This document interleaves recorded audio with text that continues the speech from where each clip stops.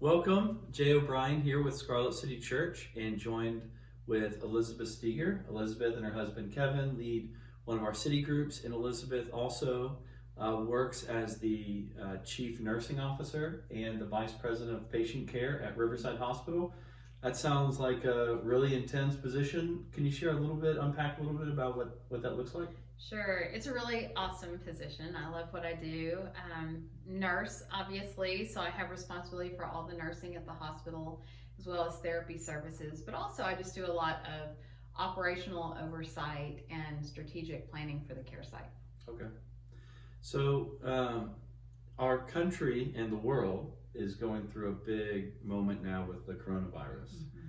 And when it hit, there's often a lot of confusion and there's a lot of hot takes, and some people saying this is just like the flu, don't worry about it, to people panicking and buying all the toilet paper and all the things. And so I know for me, when it was going through, I wanted to talk to medical professionals. And so reached out to a few friends, a few people in our church. We had the chance to talk, and when we talked, it was so helpful for me, your position at the hospital and the information you have and how you're processing it. And so I just thank you for making time and wanted to open this up to the church. So to just think through, as Jesus followers, and then also your expertise, how we can benefit from that. So you are an executive at, is it the largest hospital in Central Ohio, or one of them? It was definitely one of them. Yeah, one of the largest Maybe hospitals. the largest. Yeah, the best. Well, don't tell our won't friends say that, at other, yeah. Hospital. I love it though. Yeah. So what's life like at the hospital now? Is it business as usual? Mm-hmm. Is it different? That's a great question, because it's both. It's business as usual in a lot of ways, because we still have a lot of patients that need service that don't relate to coronavirus. But then there's this whole element of preparation. I think that you're very aware that we've had 13 confirmed cases in Ohio, so far none in Columbus, but we know that we will have some. And so we're in this period of thinking about what does our community need and how can we best provide those services in a way that's safe and efficient for all. So business as usual and incident command, doing some different things, innovative things like having drive-through services that we don't use very often, not typically in the hospital setting, doing things like virtual health and more visits, either telephonically or via video. We had an intensivist rounding with a robot today from his house. So there's a lot of different things that we're trying out and testing in this time. If someone begins to exhibit some of the symptoms, do you recommend that they reach out to their primary care physician? I know there's been, I think the president unveiled a website that people can go to. What would you recommend for someone who's beginning to have a fever or a cough or some of the other symptoms? That's a great question. You know, we're still in the midst of the end of flu season. And so being that the coronavirus and the flu have pretty similar symptoms, first of all, you can, just like with the flu, see how you feel. Stay away from other people if you're ill, but if you just treat the symptoms, many times that would be the treatment for some people for coronavirus. So many people will actually have coronavirus and never know they have it. So that's your first option. If it seems to persevere, or you really feel like, hey, I've had some of those risk factors, I've been around people who I think have done a lot of traveling, or I just remember this situation and I was with someone that seemed really sick, certainly you can call your physician. A lot of times they may triage over the phone, or there are several places in town that are now offering drive-through services to where you can go, be evaluated just like you would be in an ED, and then progressed through the continuum of care however far you needed to go. Or if you're not as ill as would be indicated to do something further, they might just send you home and have you rest. Wonderful. What do you sense among medical professionals, the morale right now? Is this the kind of thing where people are like, man, this is why I got into medicine? And is there a sense of fear knowing what's coming? Both? What's your sense of that for medical professionals? I would say for most medical professionals, and I can definitely speak for myself, this is a time of real purpose, kind of for such a time as this. Actually even said that today. I feel very fulfilled in this work, and I think a lot of healthcare providers do. That doesn't mean that it doesn't come with some fear. And so certainly people are fearful of what they could maybe bring home. There's so much in the media about the frenzy of not having enough medical supplies or not being able to have the right things that we need for ourselves, for our families, for the patients we're taking care of. So there are definitely fears about those kinds of things. But overall, I would say that healthcare providers kind of live for this work and just to be able to serve. Yeah. You mentioned just the media, and there's often mixed messages, and it's just some of the nature of it. How do you personally deal with that? Do you block things out? Do you find it helpful that they're communicating some of the details of what's happening? Do you get frustrated? Do you not pay attention? I'm just curious on a personal level how you...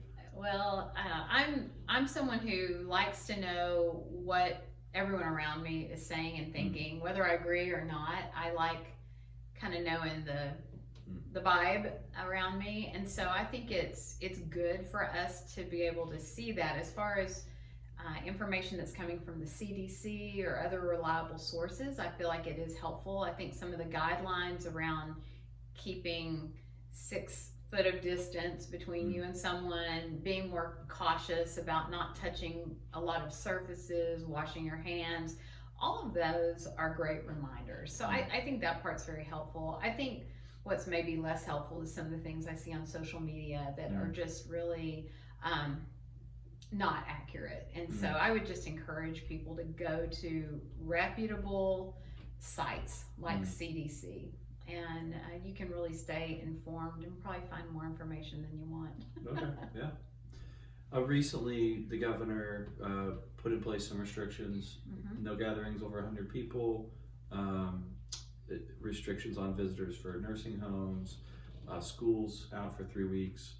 I know your husband Kevin's a big Baylor Bear fan, and they're not really ever good. So this is like their year. I hope he doesn't hear me. And I mean, a bummer that sporting events are canceled. Why were these drastic measures put in place, and why now? Yeah, the drastic measures were put in place because this virus is obviously new, and it is very effective at infecting human beings. And so we have no immunity built up to this virus. And so it's easily transmittable. It seems to just be a really effective virus. And so we need to slow down the curve. There are a lot of things that are going to be needed to support patients in a different way if they're seriously ill. And so this really slows down the spread of the virus. It also helps people in our community that are immunosuppressed or that are over 60, which we know from everything we've seen around the world are a higher risk population. It allows them not to have such exposure. And it's easy to say, well, if you're sick, stay home. But with the coronavirus, in younger people, in children, and in young people, really, you may not even know you're sick. And so that's where the danger comes in just mixing a lot of big groups together. Yeah, okay. As Jesus followers, in thinking through the lens of how do we serve people, I've been really encouraged. A lot of people have reached out to me with suggestions of how to serve, how to care for people. What would be some practical ways, some suggestions for people to think on a personal level how to be a blessing to others? I think praying is the first thing that comes to mind. Praying for people that are impacted, praying for people that are overly fearful right now, praying for people who may be in the situation that they aren't sick, but they're quarantined. That I would imagine is a very lonely time. I think looking to see what do the people around me need. We've talked a little bit about people that are at risk. So does my neighbor need me to go pick up groceries for them or walk their dog, even though getting outside and walking the dog is a pretty great thing. You know, you're out in the open air. But what are those things that the people around us really could use? And then from the perspective of healthcare workers, I know one of the things that our team is struggling with is with the schools being out for 3 weeks, the healthcare workers who need to come and fulfill their shifts, they really could use help with childcare. So if somebody at church knows a healthcare worker, just checking in with them to see if they could maybe use some extra support with their kids during this time would be really appreciated. That's really good. What would you, last question for you, what would you encourage people who are maybe struggling with a little bit of anxiety or panic, whether it's economic concerns, health concerns, isolation? Any words of kind of encouragement or perspective on this in the future?